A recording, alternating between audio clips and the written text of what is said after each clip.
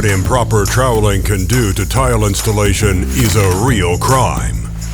Impact or point load can sentence tile to cracks and fractures for years to come. And it all starts by breaking the 3 laws of mortar application. Law number 1, do not swirl. Law number 2, no spot bonding. Law number 3, avoid multi-directional troweling. Each of these methods is guilty of creating air gaps that reduce the coverage, support, and bond strength of mortar to the tile.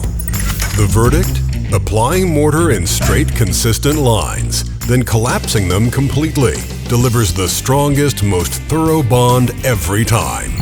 When it comes to making your tiling project most effective and efficient, Customs on the case. Got a tiling question or story of your own? Share it in the comments below. Then hit the subscribe button to join us for the next episode of Tile Scene Investigations.